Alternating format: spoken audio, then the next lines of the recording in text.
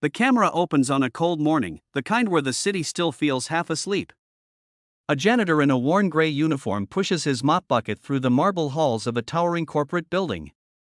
His name is Daniel Brooks, a single dad, a man everyone overlooks. But that morning, Daniel does something no one could ever imagine. He kneels beside the CEO's sleek black car and, with trembling hands, slashes all four tires. He looks around, heart racing, and whispers to himself, "I'm sorry. I had no choice." Now, before you judge him, stay till the end, because the reason Daniel did this will make you rethink everything you believe about right and wrong.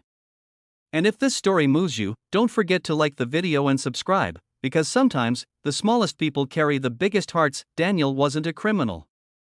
He was a father, one who had already lost too much. 2 years ago, his wife passed away from cancer, leaving him to raise their little girl, Emily, all on his own. Emily was only 7, but wise beyond her years. She'd often sit by him at night, helping him fold laundry from the building's cleaning department just to spend time with her dad. They lived in a small apartment where the wallpaper peeled, and the heater groaned every night. Still, Daniel made sure she never went to bed hungry, even if it meant he skipped dinner himself. Working as a janitor in the same building where billion-dollar deals were made was a daily reminder of what he didn't have. But Daniel never complained. Until one morning, everything changed. Emily collapsed in school. The diagnosis was brutal. She had a rare heart condition that required surgery within weeks. Daniel's insurance didn't cover it, and the hospital demanded a $60,000 deposit up front. He begged for overtime. He pleaded with HR for an advance. He even sold his car. But it wasn't enough. His back ached from double shifts, yet every day, when he came home to see Emily smiling at him from her hospital bed, he promised he'd find a way. The CEO of the company, Victoria Hale, was a woman of perfection. Sharp suits, colder eyes, and a reputation for firing anyone who stepped out of line.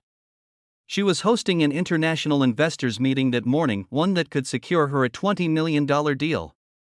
Everyone was tense, including Daniel, who had to clean the lobby before the guests arrived. But as he worked, he overheard two executives talking near the elevators. They mentioned how the company's insurance program had recently been cut to save expenses, leaving low-level employees without proper medical coverage. It hit him like a punch. His daughter's life was being measured in dollars, and those dollars had been taken by the very company he worked for. Daniel's hands trembled as he mopped the floor. He looked through the glass wall at Victoria's luxury car parked right outside, shimmering like a symbol of everything unfair in his world. That's when something inside him broke.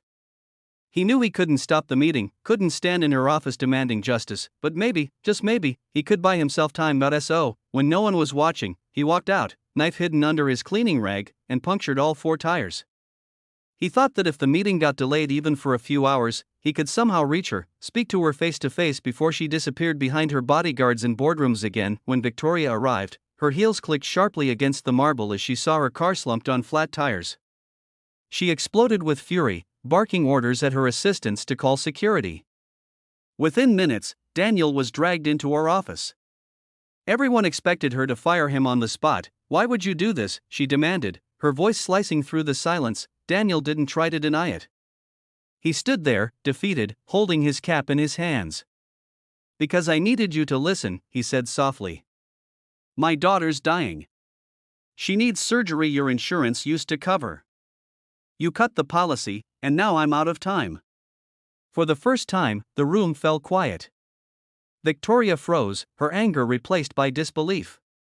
She tried to maintain her composure, but something in Daniel's eyes, pure desperation, the kind only a parent could understand, made her falter. He continued, voice breaking. "I didn't mean to ruin your day. I just thought, if I could stop you for 1 minute, you'd hear me. Please, ma'am. She's all I've got." Victoria dismissed everyone from the room. Alone with him, she asked for Emily's file.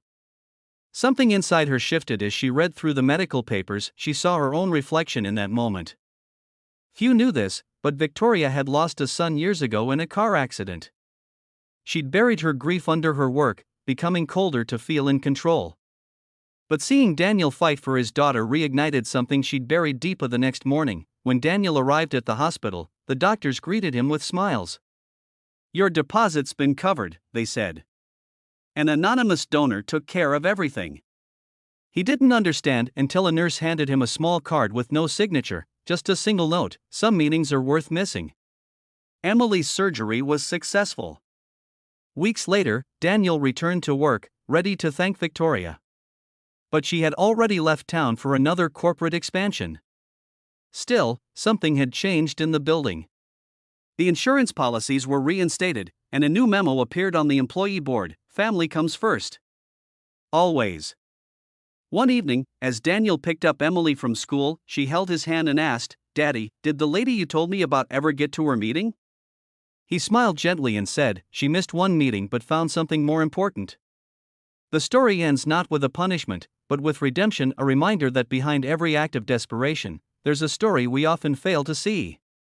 Before you scroll away, take a second to think: how many people around you are quietly fighting their own battles, just trying to be heard? If this story touched you, hit that like button and subscribe.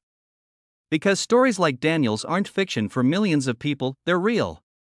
And sometimes, the smallest act of compassion can change someone's entire world.